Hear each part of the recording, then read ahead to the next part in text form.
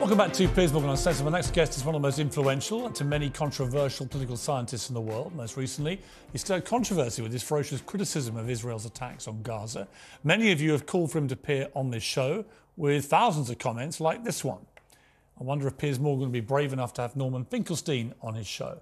Well, I'm pleased to say the answer is yes, because we believe in being uncensored here and hearing from all voices. And so I'm joined now by Professor Norman Finkelstein. Professor, thank you very much indeed for joining me. I appreciate it. Like I said, a lot of people wanted me to interview. You yourself tweeted that we hadn't done it, so here we are. I'm glad about it. I think you're an influential voice, and you've obviously been very vocal about this since it all kicked off. I want to take you back, if I may, to October the 7th, because your first reaction to what happened on October the 7th incensed many people. You posted on Substack a piece about what had happened on the day, and it included this. For the past 20 years, the people of Gaza, half of whom are children, have been immured in a concentration camp. Today, they breach the camp's walls. If we honour John Brown's armed resistance to slavery, if we honour the Jews who revolted in the Warsaw Ghetto, the moral consistency commands that we honour the heroic resistance in Gaza. I, for one, will never begrudge. On the contrary, it warms every fibre of my soul. The scenes of Gaza's smiling children as their arrogant Jewish supremacist oppressors have finally been humbled. And you ended by saying, the stars above in heaven are looking kindly down. Glory, glory, hallelujah. The souls of Gaza go marching on. With the benefit of a few weeks now, do you regret the tone of that initial response to what happened? My initial response was to the initial news stories. You will recall, I'm sure, that initially what we were informed was that there was a breakout from Gaza concentration camp, that approximately 1,500 people had broken out, and that about 50 people, that was the initial number that was given, approximately 50 Israelis were killed. The number gradually grew, went from 50, a couple of days later it went to 100, and I'm sure you'll remember the number didn't reach 1,400 until about 10 days later. Initially, it was reasonable, it was reasonable to assume that people had been killed in a firefight, which was not the case, at least not fully the case. So my initial reaction was to the initial news stories.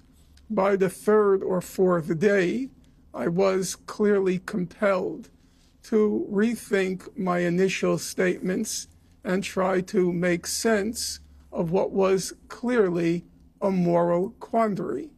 And at that point, I revised not revised, but I considered my judgment on the basis of the new information that was available. Okay. And my own sense, yes, go ahead. I just want to, look, I've done a timeline for my own benefit based on what happened that day. We know the attacks began at 6:30 in the morning. We know that at 11:18 a.m., Israel confirmed, as you say, 40 dead, 700 injured.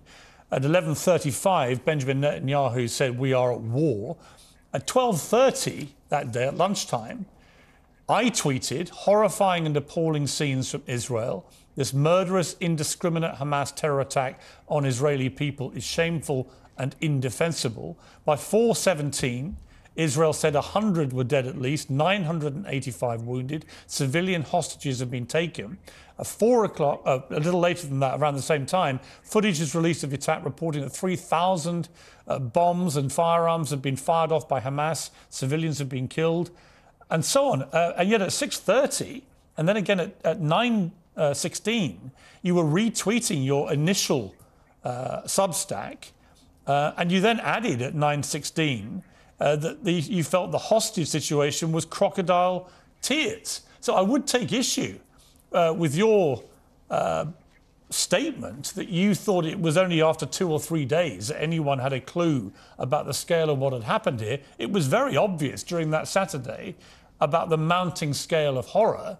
And I just don't understand why someone as scholarly as you, as expert in this region, in this conflict as you are, well, your response would be that for several days, one of glorifying in the in what you called heroic resistance, whereas mine, and I've always tried to be fair-minded about this conflict and reported it for CNN and tried to be fair and accurate as and when I've seen it, that I, at midday that day, I'm talking about a murderous, indiscriminate terror attack and horrifying and appalling scenes.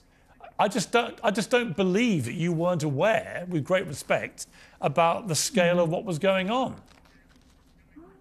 Okay, Piers, let me begin by saying I want to have a civil conversation, and I'm going to do my darndest to remain faithful to the facts and faithful to truth.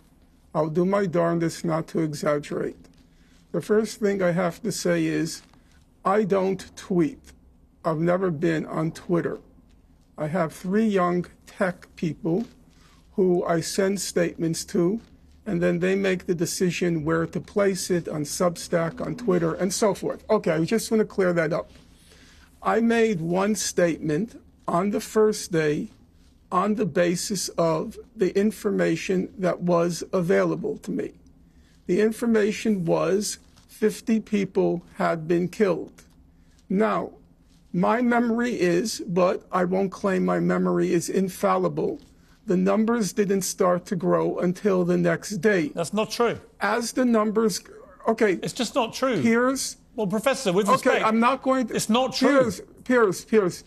Yeah, but you have to listen to what I say. But you want me to believe you when you say you weren't aware of the scale of this for several days. I find that just, I'm incredulous. You want me to believe that? Okay, Piers. I'm not going to force you to believe it, and I'm not going to even try to impose my will. I'm simply saying, as a factual matter, speaking for myself, I was not aware that the numbers had been beyond 50 when I made that statement. I will further state that to my knowledge, I could be mistaken, that I did not make another statement until the numbers started to grow. And I admit, I have said to you, it was a moral quandary for me. And I said in many interviews that it was for me a very burdened moment because I wasn't entirely confident in my moral judgment.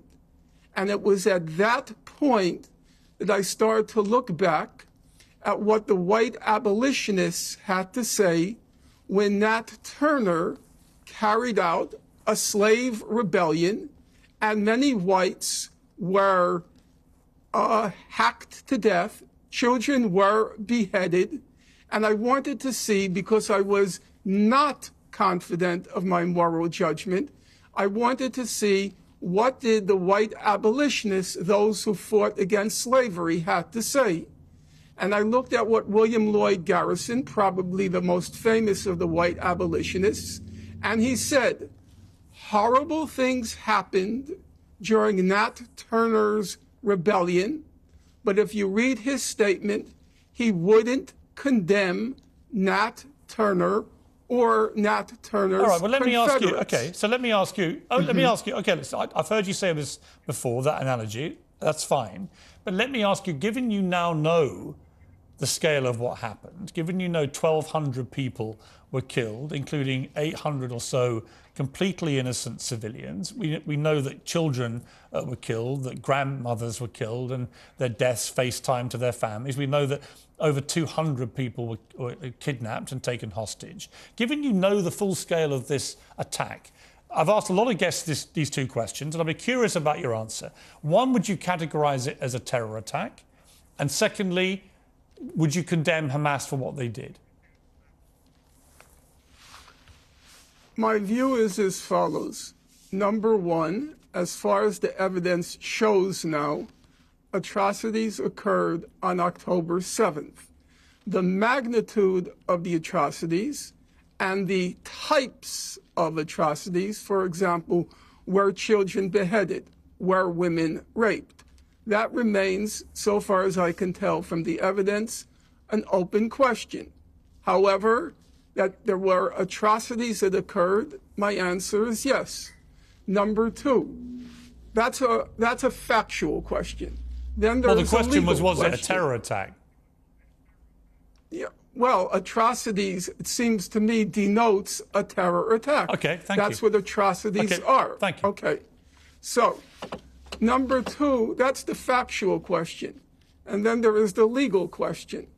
As a matter of law, it seems unquestionable that the people who perpetrated these atrocities would be prosecuted and convicted in a court of law.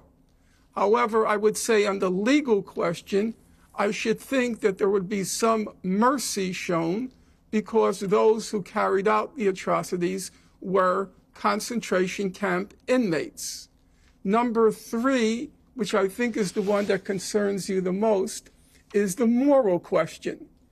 And at a moral level, my view is, my basic precept, we may disagree, my basic precept is that there but for the grace of God go I. That is to say, I'm very reluctant to condemn people who are in a position or in a condition such that were I in that position or condition, I'm not sure what I would do. Now, the 1,500 young men who burst the gates of Gaza, they were born into a concentration camp. They lived for 2 decades in a concentration camp. They had no past, they had no present, they had no future, they had no jobs. Half of them, according to humanitarian organizations, suffered from what's called severe food insecurity. And then on top of that, as I'm sure you know, Piers, because you keep up with the news, periodically Israel goes into Gaza and it mows the lawn. And you know what mows the lawn means. It means a high-tech massacre in Gaza.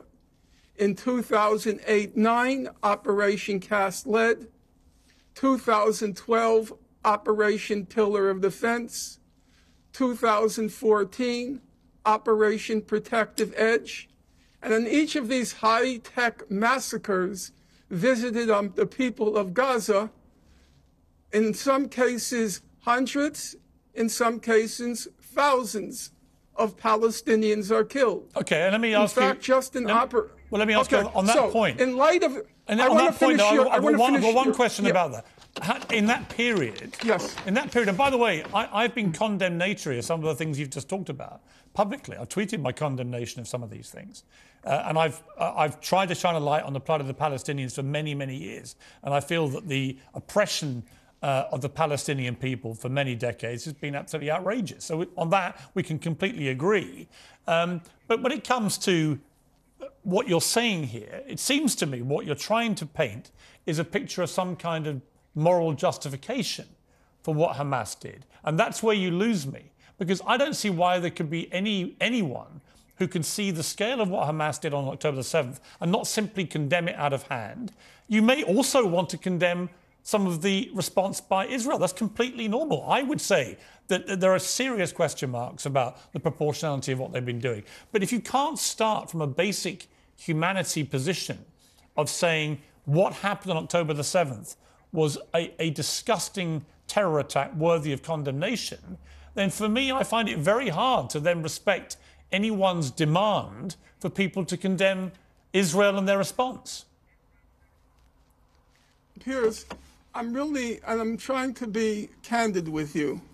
Number one, I appreciate your humanity. I do.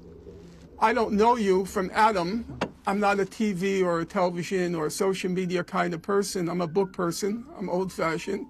However, I do recall that when that famous moment when Susan Boyle appeared on Britain's Got Talent, and I remember the camera turning to you, focusing on you. I could see it in my mind's eye. I saw your eyes narrow, and suddenly the humanity in you came up. Here is this obscure woman whose talent had gone unrecognized. And if I can speak to that same program, for me, the most poignant moment, the one I carry with me since that moment, was when Simon Cowell asked Susan Boyle, well, why haven't you been discovered yet? And she replied, because I haven't been given a chance. And that's how I feel about the people of Gaza. That's how I feel about those young men in Gaza. You ask me why I won't condemn them.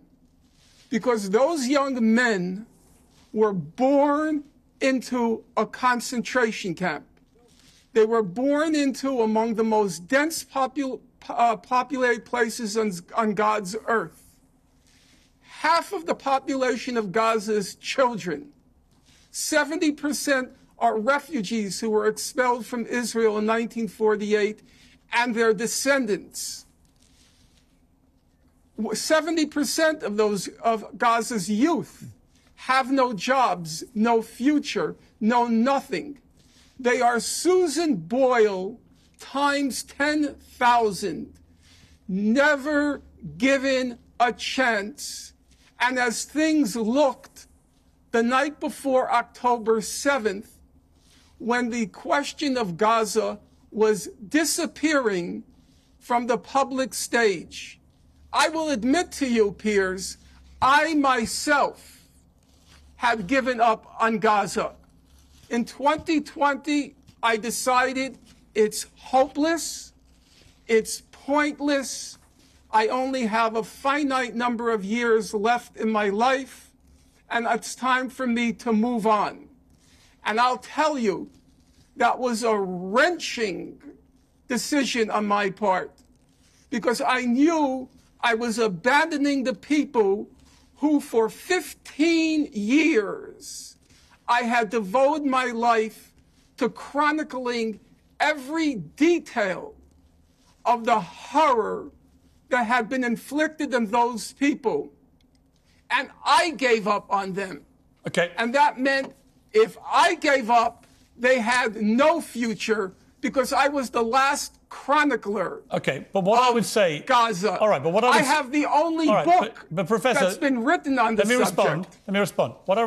I would respond by saying that what people in Israel would say, and what Jewish people would say, particularly who live in Israel, is that they were facing a constant barrage of rockets from Hamas, that Hamas won political power in 2005-06, that they were given a huge amount of money and could have done whatever they wanted with that money, but chose to pursue a path of effectively terrorizing the Israelis over that period.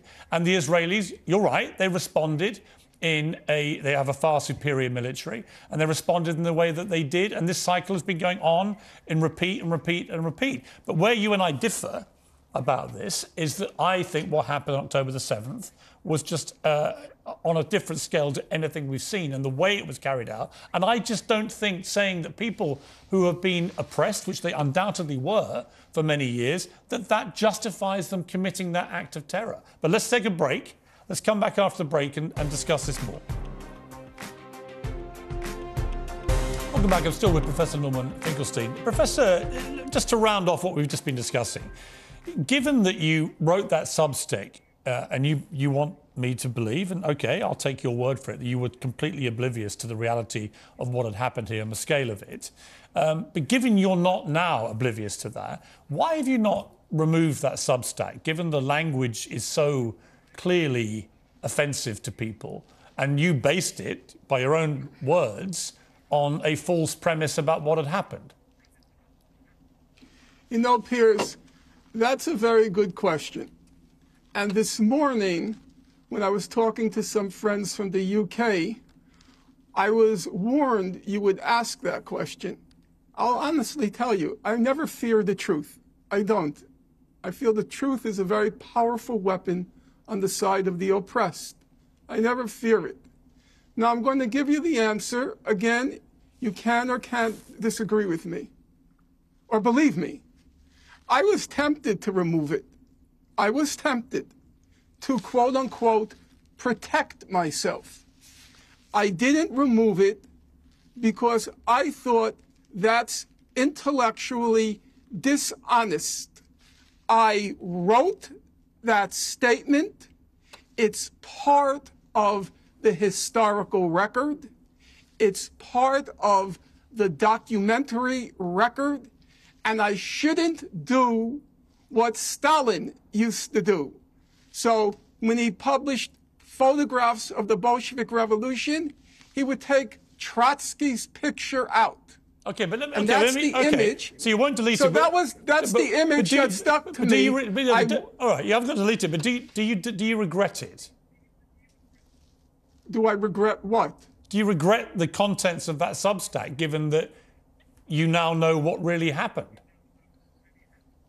Yes, if it can be misconstrued to mean that I wrote that with full knowledge of what happened, of course I regret it. Okay. However, it remains part of the record. And as a serious scholar, I'm not a great scholar, I'm not in the ranks of the great British historians, but I take scholarship seriously. I did not want to denature, to falsify, to misrepresent the documentary record. But let me ask you, and I will leave it there. Okay, that's fair. Listen, that's your decision. You are the son of two people who survived the Holocaust, who were both in concentration camps. You're a Jewish man, and you know how incendiary that Substack has proven to be with Jewish people around the world, many of whom have felt this is the nearest thing to the Holocaust of World War II that they've endured. What your parents went through, being revisited on them in these kibbutzes on October the 7th.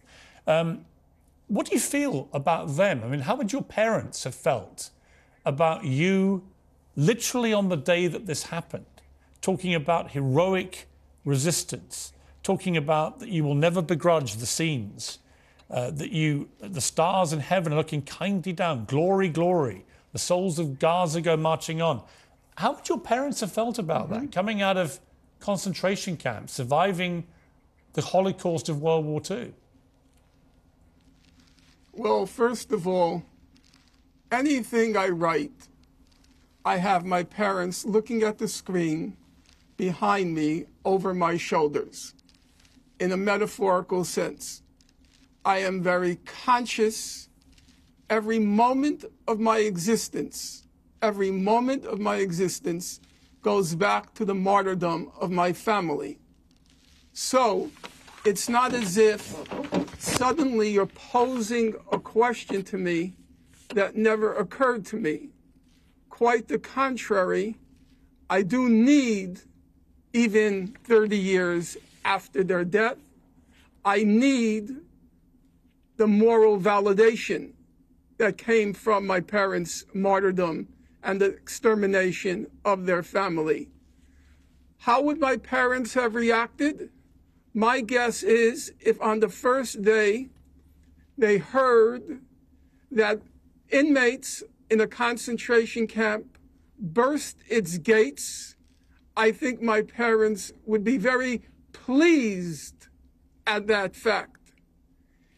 As the events became clearer, my guess, but this is pure speculation, my guess is my parents would go out with their hearts, would go out to those who burst the gates of the concentration camp and whose lives were destroyed.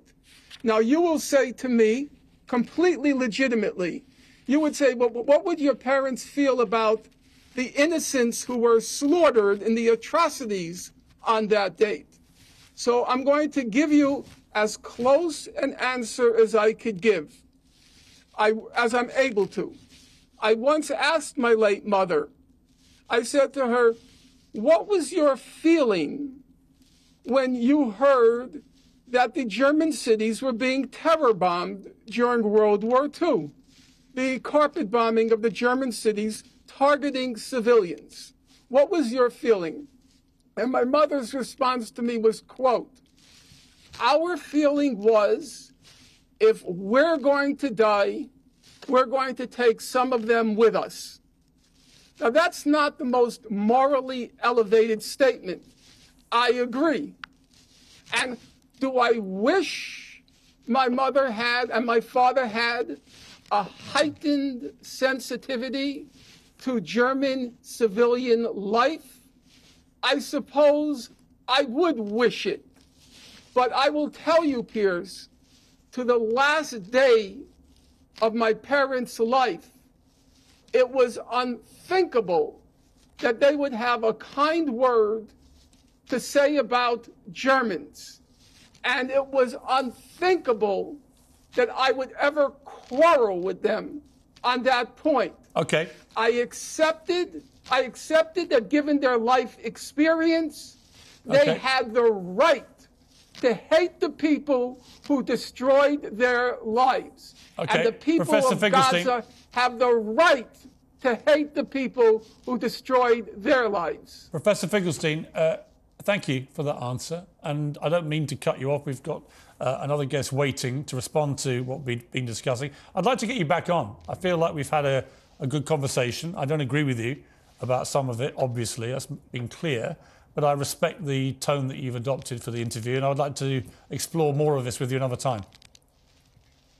I want to just say one last word. Everybody warned me you wouldn't let me speak, that you would speak over me, you would stop me. I want everybody to know you are eminently fair, you are decent, and you are that same human being whose eyes narrowed as Susan Boyle began to perform. Okay. You have that humanity, and I deeply respect it. Thank you. Professor, I appreciate you coming on. Thank you very much.